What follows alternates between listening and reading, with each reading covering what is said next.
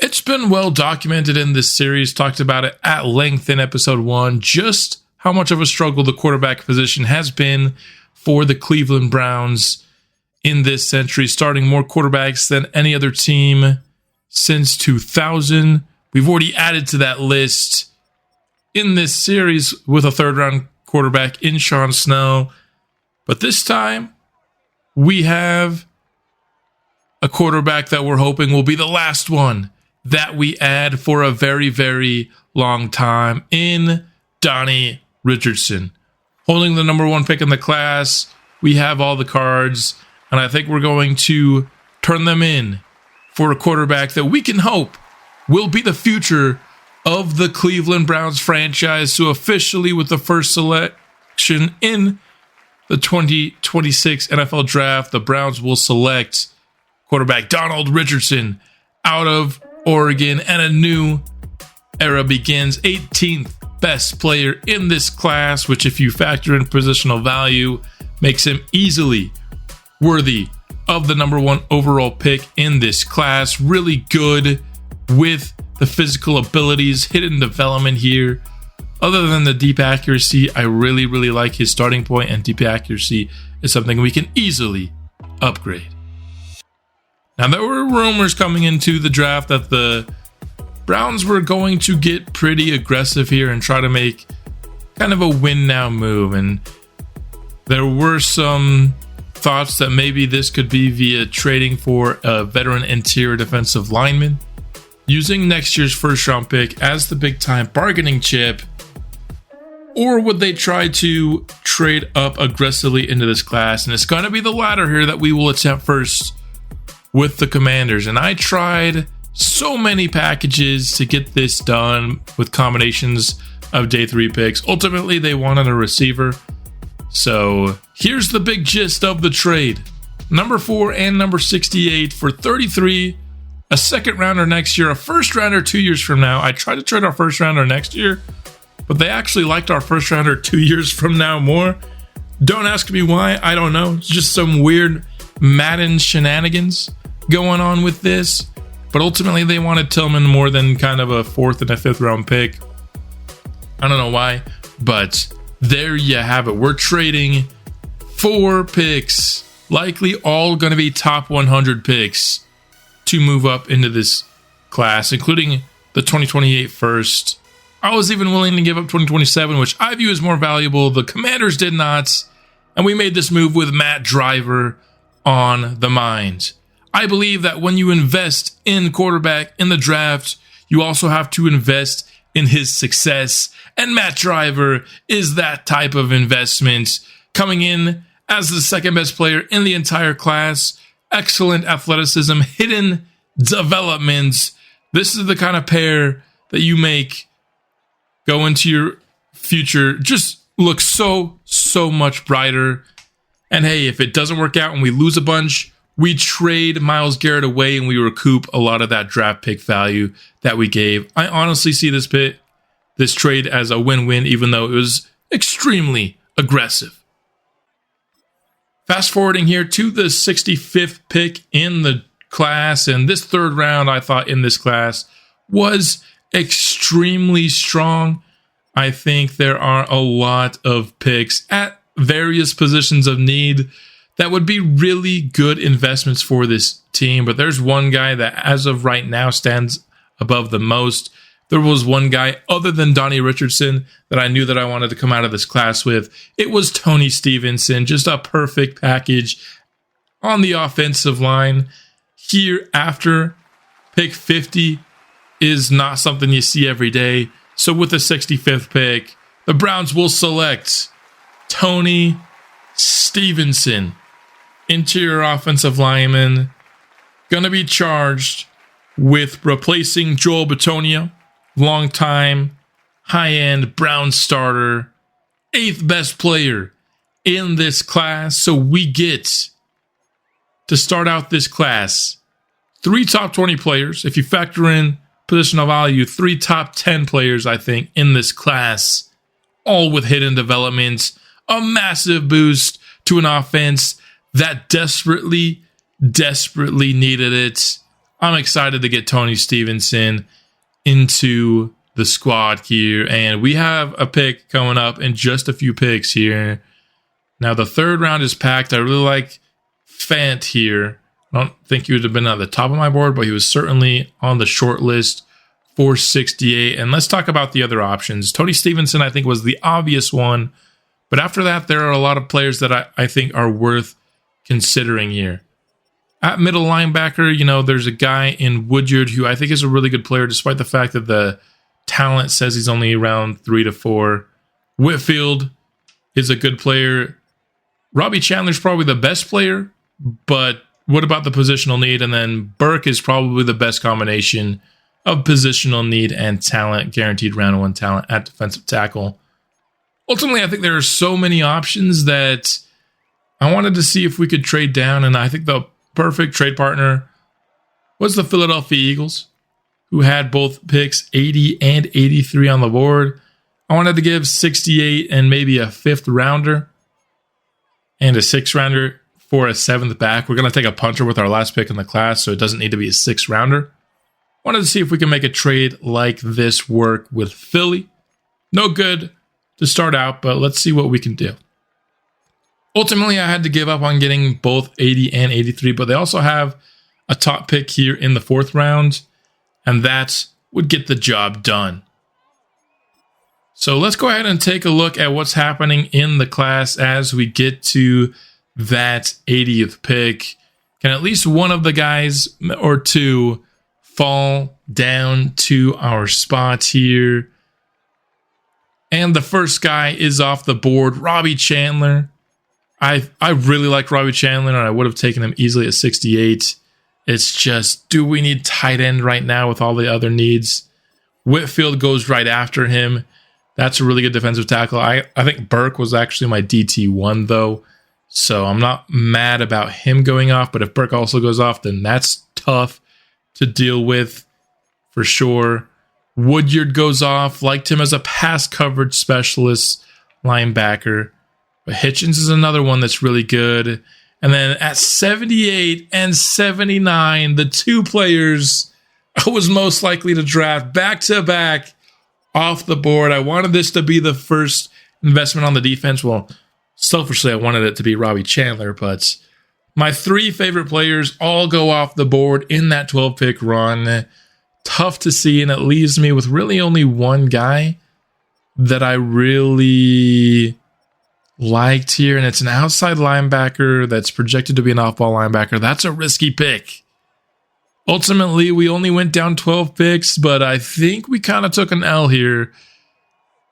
Still had our trade down to use. I wanted to get an extra pick that had some value in this class, and you'll see why once we get to 99, but Ben Folds and Jimmy Jones are the only round 3 to 4 guys on the board. I talked about how good round 3 was, and it was, but they all went in the first half of it, which makes sense. They're really good values. I was hoping somebody would slip through the cracks. Ultimately, Ben Folds here will be the pick, and he's the 22nd best player in the class, so maybe not an L after all. That kind of surprises me here. Taking an off-ball linebacker in Madden's drafts is very risky. 85 speed, 87 acceleration is just enough. What's that B zone coverage going to be for an outside linebacker, though? I'm not expecting that to be very high at all. But we get a good run stopper at the very least. Up here again at 99, and this is why we made the trade. There's a player that dropped 79 spots in this class, and that always intrigues me. Another running back dropped a lot as well, but out of the two, I liked McFerrin by far the best. And this is the range he was going to go. He's going to be a high day 3 pick, and so I wanted a pick in this range. Ultimately, we gave up a lot of value, I think, in the 3rd round to get him, but we get another top 30 player in this class. We have yet to pick a player that's not one of the 30 best players in this class, and we get our 4th hidden development player on the offense. This is an offensive draft that's going to change the trajectory of this franchise going forward, we hope. Fast forward here now to the 5th round, and now this is where the board certainly is going to shrink. We're kind of just taking players that, fill in depth needs. We're not really probably projecting players to be starters. We know the talent of Brownson here. We do have another pick in just a few selections here, and I'm feeling bad about missing out on Robbie Chandler, so we're going to go ahead and take Michael McDougald here. I think in this spot, not nearly the talent of Chandler, but certainly worthy of a backup tight end spot. And I think we did better this time around than last year when we tried to search for a tight end too. McDougald outside the top 100, so the top, insane draft pick streak does end, but it usually does around this portion of the draft. There's not a ton of mega steals left. And with only 2 picks remaining after this one, I think the selection is clear. Marshall Bronson combines solid block shedding with good strength, and that's just a combination that I'm comfortable taking here in the 5th round. Really good strength, 93 to start off. Normal dev, though, unfortunately for him. With the 6th pick, I do like having a fullback on the roster here, and I like somebody that combines solid athleticism with some blocking. I'm not as keen on kind of the pass-catching specialist fullbacks. I wanted to take the one that was projected to be drafted. Rare you see a non-UDFA fullback, but he actually went before this pick. And then at in the 7th round with our final selection in this class, we had a lot of really good fun with this class, and it was time to take a punter here. We're going to actually get the draft cutscene here with Roger Goodell. We haven't had that in a minute, but elite kick power with B accuracy was a good combination here. And you got to like what you see from Preston Baker, 61st player in the class with really good kick power. That's going to wrap up the 2026 NFL Draft. So here's our first look at the Cleveland draft class, and it looks like a really good one, especially offensively. I think we've set ourselves up for success, added a ton to the core of this Cleveland Browns roster, and of course, the biggest name is Donnie Richardson, the number 1 overall pick, the guy we trust to be the savior of this franchise going forward. And I think we've got ourselves a very good looking prospect. Ideal sense of pressure. He's an aggressive decision maker, which combos weird with deep accuracy, but I think we can get that accuracy up relatively soon. If you look at his motivations, as long as we can have a mentor and a scheme fit, this is a guy that will come back and sign with us. It seems, of course, that's way in the future, but it is important to see. He'll also be top of the depth chart. We could honestly get full interest with him, which is just super rare in this franchise. So we get incredibly lucky with that.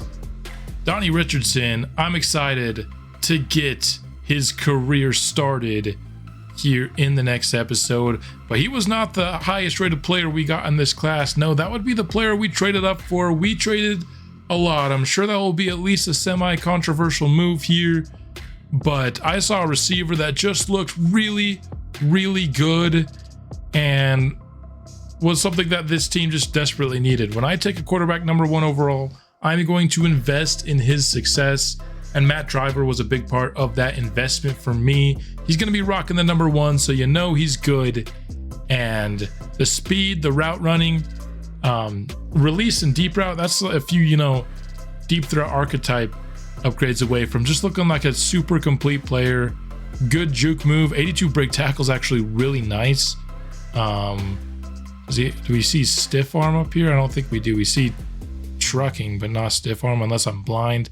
Oh yeah, we do 76. So super elite athletes, good route running, and just a profile here that I think is very easily upgradable. And I'm excited to get not only QB1, but to pair him with wide receiver 1 for the future is a big time deal. Now let's see if he has his motivations. So as long as we get our winning percentage up by the time that we are going to re-sign this guy, he'll even have some solid interest in signing us too.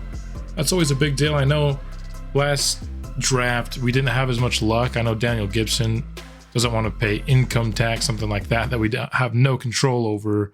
But Tony Stevenson is an awesome offensive line prospect here. And out of the 3 picks we made on the offensive line, I think this one's by far the best. And I'm excited to see him blocking for this offense here. Yeah, we're going to have to win a championship before he's up for a contract if we want any interest from him. But really nice pick there. Then we made our first pick on the defense. Only normal development, but a 74 overall to start is actually pretty solid for the 21-year-old Ben Folds here, who has 85 speed, 83 hit power. Although I think we'll probably go for the same bonus, so we'll probably still get that +3 boost. 85 tackles, a really nice place to start. Needs to work on his pass coverage for sure, but 76 block shed. He's going to be a nice player against the run. Will struggle in the passing game, especially because his top speed isn't elite by any means. It's definitely doable. 85 is kind of on the low end of what you want, but it's definitely doable.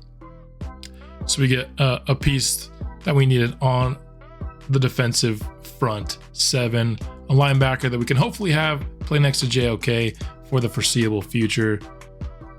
And then we drafted Ernie McFerrin here. This is the guy that we got in the trade with Philadelphia. There were a lot of the players that I really liked that went when we traded down. We can see just how much we missed out on, but this was the opportunity cost. So we got a really nice power back here. Now he's kind of a power back only. I don't think he's a guy that can kind of take over a backfield. I think he needs to be one of 2 backs, but if you're looking for a power back, I mean, I think this guy's got a lot of what you want out of there. Really good strength, carrying's in a nice spot. His ball carrier vision is in a good spot at 83. Stiff arm trucking, all pretty solid for Ernie McFerrin here. So added to the O-line, added the receivers, added to the running backs, added to the quarterback. Like I said, when we add a quarterback, I want to invest in his success, and we prioritize the offense.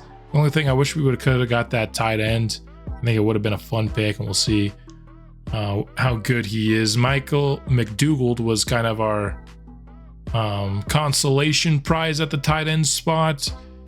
He'll be fine for a backup. I wish he was a little bit better of a blocker, but he's our new second best tight end. Didn't have the money we wanted to do it in free agency, so we do it in the draft instead. Marshall Bronson, I think, can play on run stopping downs, will be a solid backup for us this year. 93 strength, I think, has him as the highest on our interior defensive line. Although Garrett here is our, why can't I think of his first name? Is our strongest player, but Kenny Lemon, however you want to pronounce it here, 72 overall at fullback is good enough. He's going to be mostly a blocker, not much of a receiver, but that's fine with me. Wanted to get that fullback that was projected to be drafted, but we waited just a little bit too late. And then Preston Baker here, 97 kick power. Hopefully we can see some nice punts out of him as he gets his career started. I feel like too good of a number for a punter. I don't know if any of these guys are wearing retired numbers. I'll check on that before we hop into the season. But there you have it. I think a draft class that we will look back on and say that this was the foundation for the offense of this franchise. It all rests, of course, ultimately when you pick a quarterback. If he ends up being great, it'll be a great class. If he ends up not being good, the class will look, obviously a lot worse. We're hitching our wagon to Donnie Richardson for the foreseeable future, and I think it's a really good quarterback to have in the room. But let's see what was going on with the rest of this class.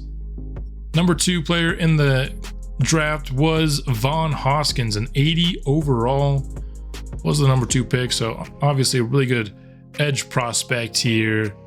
Another guy kind of in that Daniel Gibson mode.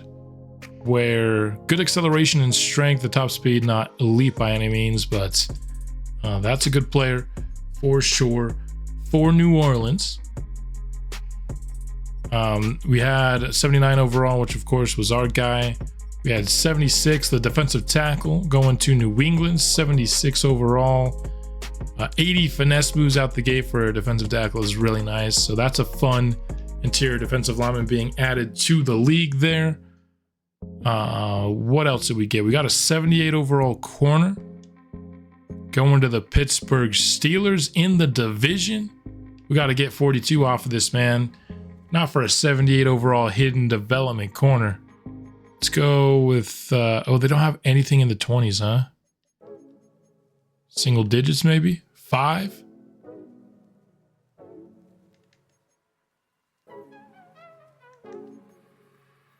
So that'll be the number for this first round corner. Let's just sort by overall, see kind of who the best players were in the class.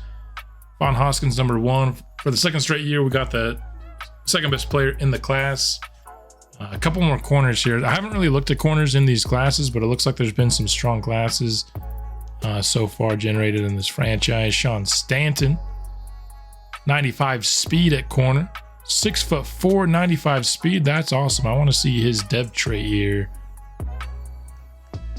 This is a superstar corner, just star. Would have been sweet if he was superstar, but that's a really nice pick for the Dolphins. Height, the speed, the overall, all looking great. Now I want to see in round 3. We had some guys on the board, decided to pass on them to get an extra pick here in this class. We got Robbie Chandler, 75 overall. I knew he was going to be good, and he absolutely is. 88 speed, 65 run blocks, a really nice place to start. Injury and stamina aren't great, but I don't think they'll be super problematic for him. 74 short route running too is really good as a starting point for a tight end. Sort of been a really fun player, and he has superstar dev. We gave up superstar dev. I really liked this guy. I just thought 2 picks, you know, we didn't really need tight end. This would have made this offensive draft class so elite. Whitfield here does get normal development. 73 block shot, 75 finesse move, though, is pretty dang good. Injury and stamina is kind of rough for him, though. Acceleration in a really good spot for Whitfield. Woodyard was a guy who I had high on my board in consideration. He also has normal development at 91 speed and 70 zone coverage starts. Definitely an upgrade over Ben Folds, who we took. So basically the question we have to answer is guys like Woodyard, guys like Whitfield, and guys like Chandler. Would you rather have that player or Folds plus the running back?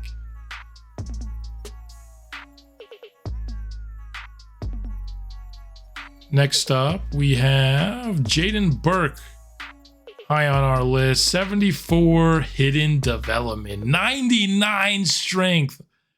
Oh my. Yeah, we really passed on some good players here. I wanted to pick at the top of the 4th. I was thinking of that running back. Thought I could get aggressive here. Star development on him, but that would have been another really good pick. Would have helped out our defense. It's the one thing in this draft. We didn't do a ton for the defense. And then 1 pick before ours, I would have taken this guy over Folds. He has hidden development. He's a year older, but he has 90 speed. Also not great in zone covers. They're pretty comparable there. I feel like ratings-wise, they're actually pretty comparable, but Armon Hutchins is just a better athlete, which is hard to coach, obviously, athleticism. So Hutchins is certainly a better player. So is there any one of these guys you would have taken over the combination of both Ben Folds and the running back McFerrin? In round 4, how good was McFerrin compared to everyone else that went? He dropped massively in the rankings. That's why I really wanted them. There were a couple of good corners, so just a really good corner class. These guys, neither of these guys really fast by any means, but in the 4th round, I mean, come on. Just heavy man press types. That dude's not really going to ever get injured, which is good for Jacksonville, I guess. And then there was that other 74 corner I wanted to check out. Saxton. So the Steelers got themselves some cornerbacks in this class. Only normal development for Saxton. So the last thing I want to look at here is, of course, as we always like to do, what did the division rivals do in the class? Not going to be a great draft for the Cincinnati Bengals. We'll take that. They do get a hidden development tackle here. A guy who's a power archetype, but only 86 strength. Not sure if I'd be super pumped if I was a Bengals fan about the class they just had. Let's go to the Ravens. Takes a while to get down there. They had a little bit better luck here. They go tight end in the 1st round. Normal development, George Pitts, but some serious speed here. We'll have to see if this guy becomes a serious threat in the series. Wearing Isaiah Likely's 80. Going to be the replacement for Mark Andrews for this team, who they lost in free agency. Jose Bridge, 330 pounds.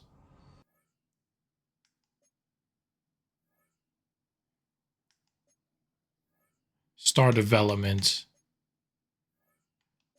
Why is he so skinny?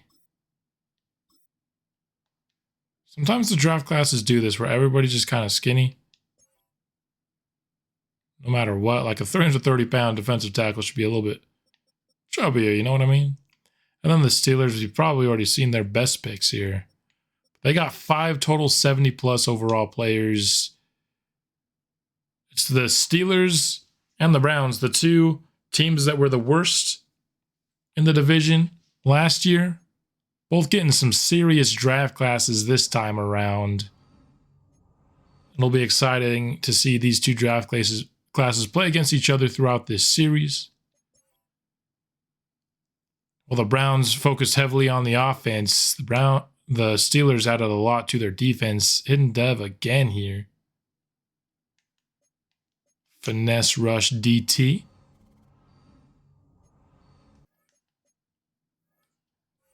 Star dev on him.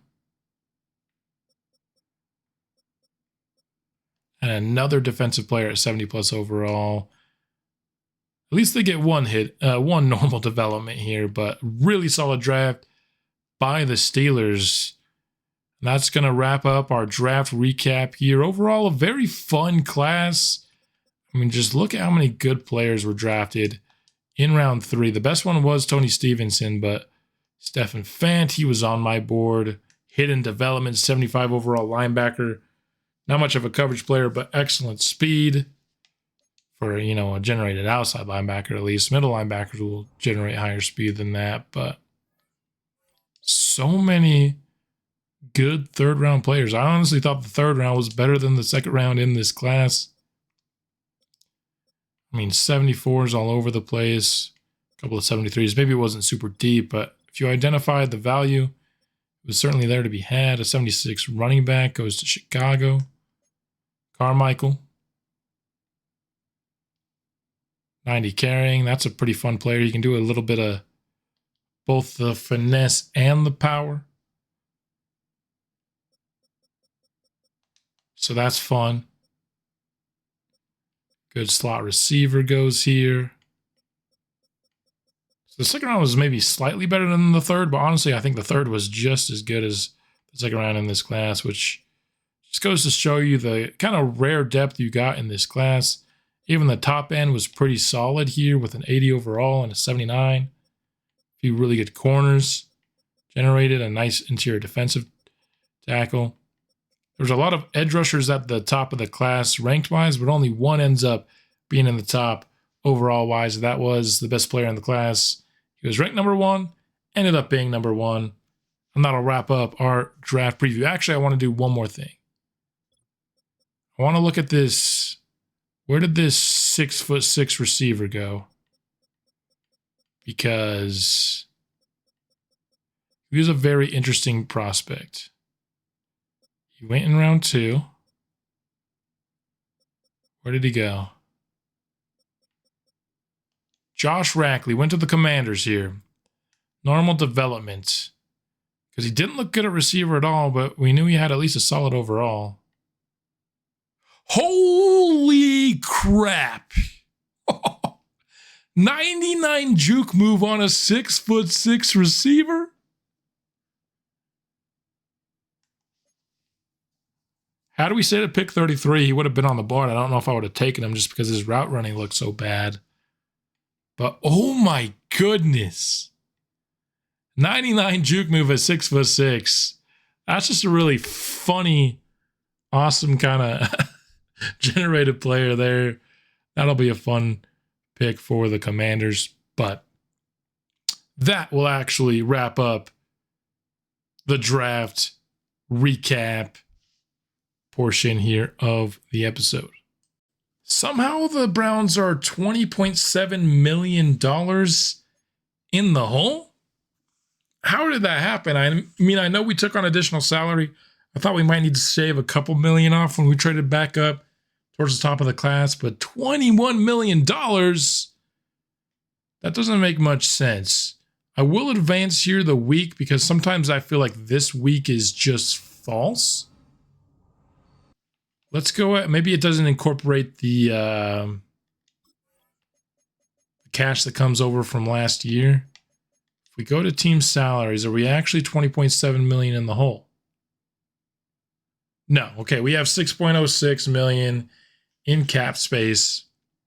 So we're chilling. That's good to hear. I thought we were going to have to go crazy here and let go of a couple of high-end players like a Jack Conklin would have saved us 14 million. That definitely would have had to be in a cut. And then Snack Tomlinson. I guess it wouldn't have been massive, but we would have had to let go of a couple of players who will probably play for us in some pretty heavy roles this season.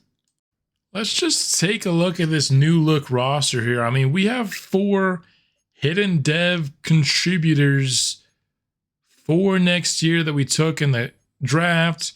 We have another free agent acquisition in Jahan Dotson, who can certainly contribute. McDougald will see the field at tight ends. And so a lot of changes coming to the offense that desperately needed a lot of change. We took some of our assets for the future, put them into the now to try and capitalize on this veteran defense that has a lot of stars on it. And I think we got better on the defensive side of the ball as well. The draft won't tell as much of a story here, but I think we got a linebacker that will play a lot for us here in Ben Folds. We added Hooker in free agency just to replace Thornhill. I think they're fairly similar. I don't think we got much of a drop off there. And then on the front, Adafe Owe will help Gibson get some looks on the inside. Now, I had it go like this, but I think our base package will still be Holland Tomlinson with Gibson coming off the edge. But anytime there's 3 wide, which will be, of course, a lot of the time, we're going to have Owe on the field for us and Gibson on the inside. So that'll be the experiment we run this upcoming season to see if Gibson can handle some inside reps. And if he excels at that and has a better year, that can change things going forward for this Browns franchise. Interior defensive line is probably the one spot that you look at the most and maybe feel like we were left wanting a little bit there. It's all going to be coming up to this experiment on if the 277-pound Daniel Gibson, who does have 90 strength, can play on the inside effectively. I'm going to go ahead and put a vote of confidence in the young fella that he can, but of course, it is no guarantee at all with some guys young in their career, forced to kind of shift their roles. But after a disappointing rookie year, I think it's time to kind of shift the role, because there wasn't much that he can do to maybe go down, if you know what I mean, from his production last year. And as we always do, we're going to end off the episode with some upgrades here for our players. An action-packed off-season for the Cleveland Browns. All kicked off by being warned by Myles Garrett that if we don't start winning, he is leaving Cleveland. Put the pressure on me to start making some moves to try and make this next year's Browns team a playoff contender at the very least. You'll have to let me know what you think of this offseason.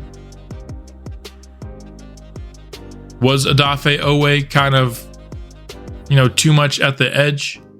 Should we have not invested even more into the edge spot on this team? Was the trade up for Matt Driver too much to give up for a receiver? Is that the kind of trade you only make for a quarterback?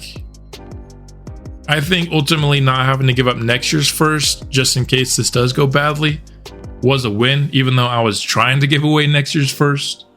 Again, just a really weird thing where Washington wanted my 2028 first more than they wanted my 2027 one. I don't know why Madden is that way. Look at this. Ability slot for Matt Driver is massive.